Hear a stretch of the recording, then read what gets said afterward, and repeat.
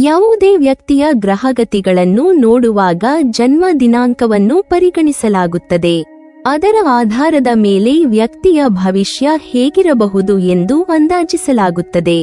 ಅದೇ ರೀತಿ ಒಬ್ಬ ಸ್ತ್ರೀಯ ಜನ್ಮ ದಿನಾಂಕದ ಆಧಾರದ ಮೇಲೆಯೂ ಅವರ ಗುಣಧರ್ಮ ಹೇಗಿದೆ ಎಂಬುದನ್ನು ಹೇಳಬಹುದು. ಬನ್ನಿ ಇಂದಿನ ವಿಡಿಯೋದಲ್ಲಿ 1ನೇ ತಾರೀಕಿನಂದು ಜನಿಸಿದ ಸ್ತ್ರೀಯರ ಜಾತಕ ಫಲವನ್ನು ತಿಳಿದುಕೊಳ್ಳೋಣ.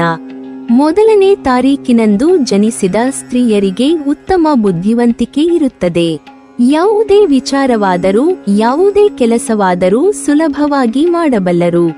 ಇವರಲ್ಲಿನ ಋಣಾತ್ಮಕ ಭಾವನೆ ಎಂದರೆ ಮಾಡಬೇಕಾದ ಕೆಲಸ ಕಾರ್ಯಗಳನ್ನು ಸಮಯಕ್ಕೆ ಸರಿಯಾಗಿ ಆರಂಭಿಸುವುದಿಲ್ಲ. ಸತತ ಪ್ರಯತ್ನದ ನಡುವೆಯೂ ಕೆಲಸ ಕಾರ್ಯಗಳು ನಿಧಾನಗತಿಯಲ್ಲಿ ಸಾಗುತ್ತವೆ. ಜೀವನದಲ್ಲಿ ದೊಡ್ಡ ಸಾಧನೆಯನ್ನು ಮಾಡಬೇಕೆಂಬ ಹಂಬಲವಿರುತ್ತದೆ. ಇವರಿಗೆ ತಾನಾಗಿಯೇ ಸಮಾಜದಲ್ಲಿ ಜನಪ್ರಿಯತೆ ದೊರೆಯುತ್ತದೆ. ಬಿಡುವಿಲ್ಲದ ಕೆಲಸವಿರುತ್ತದೆ. ಕೆಲಸ ಕಾರ್ಯ ಮತ್ತು ಜವಾಬ್ದಾರಿಗಳ ನಡುವೆ ಮನರಂಜನೆಯನ್ನು ಮಾತ್ರ ತೊರೆಯುವುದಿಲ್ಲ. ಈ ದಿನಾಂಕಗಳಂದು ಜನಿಸಿದ ಮಹಿಳೆಯರು ಸಾಮಾನ್ಯವಾಗಿ ಉತ್ತಮ ನಾಯಕರಾಗಿರುತ್ತಾರೆ. ಬೇರೆಯವರಿಗೆ ಸಹಾಯ ಮಾಡುವುದು ಮತ್ತು ಉತ್ತಮವಾದ ಗುರಿಯನ್ನು ಹೊಂದಿರುವುದು ಇವರ ವಿಶೇಷ ಗುಣಗಳಾಗಿರುತ್ತದೆ. ವಿಷ್ಣು ಬಹಳಷ್ಟು ಅವತಾರಗಳಲ್ಲಿ ಭೂಮಿಗೆ ಬಂದು ಎಲ್ಲಾ ಜನರನ್ನು ರಕ್ಷಿಸುತ್ತಾನೆ ಎಂದು ಹೇಳಲಾಗುತ್ತದೆ. ಅದೇ ರೀತಿ ಈ ದಿನಾಂಕದಂದು ಜನಿಸಿದವರು ಇತರರಿಗೆ ಸಹಾಯ ಮಾಡಲು ಯಾವಾಗಲೂ ಮುಂದಿರುತ್ತಾರೆ.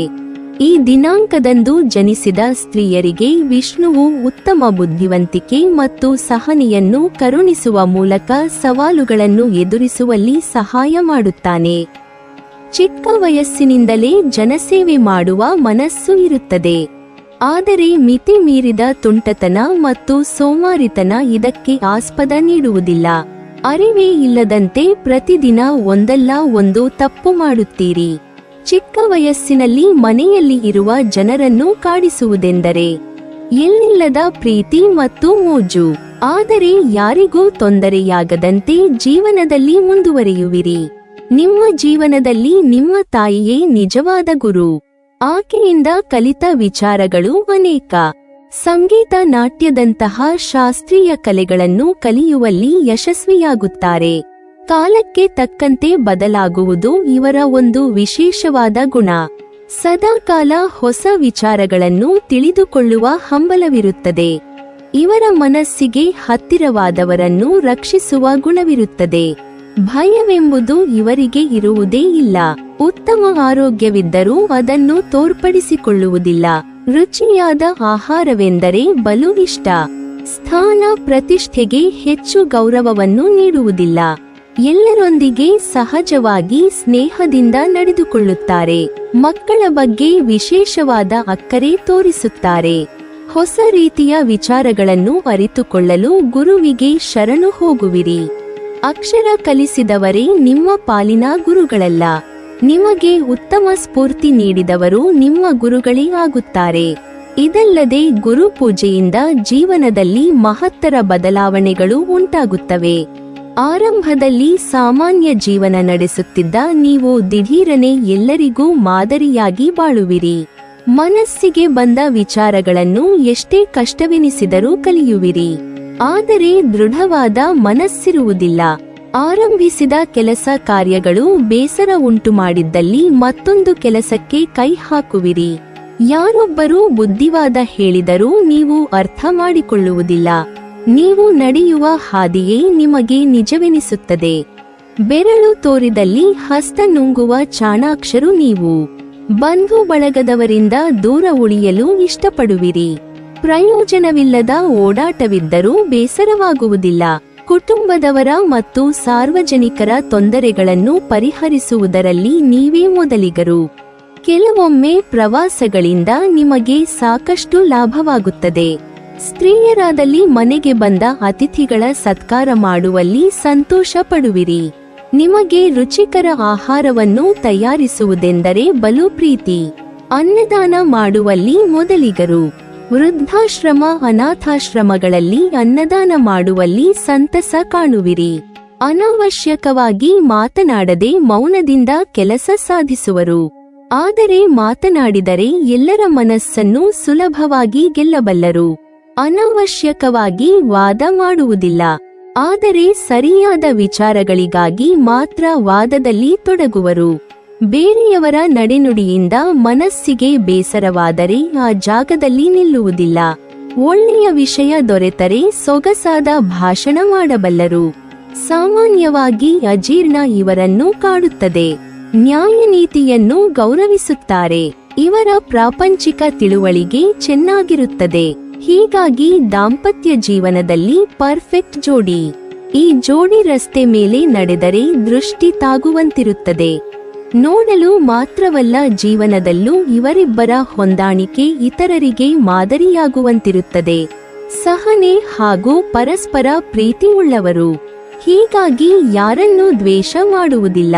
ಪರರಿಗೆ ಒಳಿತನ್ನೇ ಬಯಸುವ ಇವರ ಸಂಗಾತಿ ಪಡೆಯುವುದು ಅದೃಷ್ಟವೇ ಸರಿ. ಪತಿ ಪತ್ನಿಯಾಗಿದ್ದರೆ ಇವರಿಬ್ಬರ ಕುಟುಂಬಸ್ಥರು ಲಕ್ಕಿ. ಯಾಕೆಂದರೆ ಇವರು ಪೋಷಕರನ್ನು ಅತ್ಯಂತ ಪ್ರೀತಿ ಹಾಗೂ ಕಾಳಜಿಯಿಂದ ನೋಡಿಕೊಳ್ಳುತ್ತಾರೆ. ವೃದ್ಧಾಪ್ಯದಲ್ಲಿ ಮಕ್ಕಳಂತೆ ಪಾಲನೆ ಪೋಷಣೆ ಮಾಡುತ್ತಾರೆ. ಇವರು ಯಾವತ್ತೂ ಕೂಡ ಬೇರೆಯವರ ಕಷ್ಟಕ್ಕೆ ಸ್ಪಂದಿಸುವಂತಹ ಹಾಗೂ ಕಷ್ಟದಲ್ಲಿ ಇರುವವರಿಗೆ ಸಹಾಯ ಮಾಡುವುದಕ್ಕೆ ಹಿಂಜರಿಯುವವರಲ್ಲ. ಯಾರಿಗೆ ಸಹಾಯ ಬೇಕಾದರೂ ಕೂಡ ಅನಿರೀಕ್ಷಿತವಾಗಿ ಬಂದಂತಹ ಪರಿಸ್ಥಿತಿಗಳಲ್ಲಿ ಸಹಾಯ ಮಾಡುವುದಕ್ಕೆ ಹಿಂದೆ ಮುಂದೆ ನೋಡುವುದಿಲ್ಲ. ಅವರಲ್ಲಿರುವಂತಹ ಉದಾರ ಮನೋಭಾವನೆಯನ್ನು ಅದು ಸ್ಪಷ್ಟಪಡಿಸುತ್ತದೆ ಅನ್ನೋದನ್ನ ನಾವಿಲ್ಲಿ ತಿಳಿದುಕೊಳ್ಳಬೇಕಾಗಿದೆ. ಸಹಾಯ ಮಾಡೋದಕ್ಕೆ ಅವರು ಪರಿಚಿತರಾಗಬೇಕು ಎನ್ನುವಂತಹ ವಿಚಾರ ಕೂಡ ಇಲ್ಲಿ ಪ್ರಮುಖವಾಗಿ ಕಾಣಿಸಿಕೊಳ್ಳಲಿಲ್ಲ. ಯಾಕೆಂದರೆ ಅಪರಿಚಿತರಿಗೂ ಕೂಡ ಹಿಂದೆ ಮುಂದೆ ನೋಡದೆ ಅವರಿಗೆ ಬೇಕಾಗಿರುವಂತಹ ಸಹಾಯವನ್ನು ತಮ್ಮ ಕೈಲಾದಷ್ಟು ಮಾಡುತ್ತಾರೆ. ಈ ಸಂದರ್ಭದಲ್ಲಿ ಒಂದು ವೇಳೆ ಅವರಿಗೆ ಹಣಕಾಸಿನ ಅಗತ್ಯತೆ ಇದ್ದರೂ ಕೂಡ ಯಾವುದೇ ತಿಳುವಳಿಕೆ ಇಲ್ಲದೆ ಕೂಡ ತಮ್ಮ ಕೈಲಿ ಇದ್ದಷ್ಟು ಹಣವನ್ನ ಹಿಂದೆ ಮುಂದೆ ಯೋಚನೆ ಮಾಡದೆ ಕಷ್ಟದಲ್ಲಿರುವವರಿಗೆ ದಾನ ಮಾಡಿ ಬಿಡುವಂತಹ ಮನೋಭಾವನೆ ಅವರಲ್ಲಿ ಇರುತ್ತದೆ. ಹಣ ಉಳಿಸುವ ಯೋಚನೆ ಮಾಡುವುದಿಲ್ಲ. ಉತ್ತಮ ಸಂಪಾದನೆ ಇದ್ದರೂ ಯಥೇಚ್ಛವಾಗಿ ಖರ್ಚು ಮಾಡಿ ಬರಿಗೈಯಾಗುವಿರಿ. ಆದರೆ ಹಣಕಾಸಿನ ತೊಂದರೆ ಇವರಿಗೆ ಬರುವುದಿಲ್ಲ. ಅವಶ್ಯಕತೆಗೆ ತಕ್ಕಷ್ಟು ಹಣವನ್ನು ಸಂಪಾದಿಸಬಲ್ಲರು. ಒಮ್ಮೆ ತೀರ್ಮಾನಿಸಿದರೆ ಇವರು ಯಾವುದೇ ಕೆಲಸವನ್ನು ಮಾಡಬಲ್ಲರು. ಸುಲಭವಾಗಿ ಸೋಲನ್ನು ಒಪ್ಪುವುದಿಲ್ಲ. ತಾವು ಆಡಿದ ಮಾತು ಮಾಡುವ ಕೆಲಸಕ್ಕೆ ಪ್ರಥಮ ಆದ್ಯತೆ ನೀಡುವರು. ಬೇರೆಯವರ ಅಧಿಕಾರದಲ್ಲಿ ಕೆಲಸ ಮಾಡಲು ಇಚ್ಛೆ ಪಡುವುದಿಲ್ಲ. ಸ್ವತಂತ್ರವಾಗಿ ಯಾವುದೇ ಕೆಲಸ ಕಾರ್ಯಗಳನ್ನು ಮಾಡಬಲ್ಲರು. ವ್ಯಾಪಾರ ವ್ಯವಹಾರಗಳು ಪರೋಕ್ಷವಾಗಿ ಜನರಿಗೆ ಸಹಾಯವಾಗುವಂತಿರುತ್ತದೆ. ಜನಸೇವೆ ಮಾಡುವುದೆಂದರೆ ಪಂಚಪ್ರಾಣ. ಕಂತಿನ ವ್ಯವಹಾರದಲ್ಲಿ ಆಸಕ್ತಿ ಇರುತ್ತದೆ. ತೊಡುವ ಬಟ್ಟೆಯ ಬಗ್ಗೆ ಹೆಚ್ಚಿನ ಆಸಕ್ತಿ ಇರುತ್ತದೆ. ದುಬಾರಿ ಬಟ್ಟೆಗಳನ್ನು ಕೊಳ್ಳುತ್ತಾರೆ. ಆದರೆ ಚಿನ್ನ ಬೆಳ್ಳಿಯ ಮೇಲೆ ಅಕ್ಕರೆ ಬಹಳ ಕಡಿಮೆ ಇರುತ್ತದೆ. ಉಡುಗೊರೆಯಾಗಿ ಬಂದರೂ ಚಿನ್ನವನ್ನು ಧರಿಸಲು ಇಷ್ಟಪಡುವುದಿಲ್ಲ.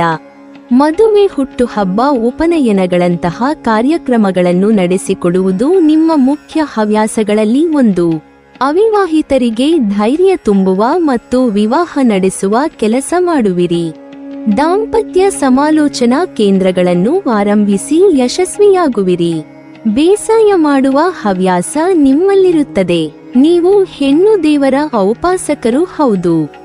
ಸಾಧ್ಯವಾದಾಗಲೆಲ್ಲ ಯಾತ್ರಾ ಸ್ಥಳಕ್ಕೆ ಭೇಟಿ ನೀಡುವಿರಿ.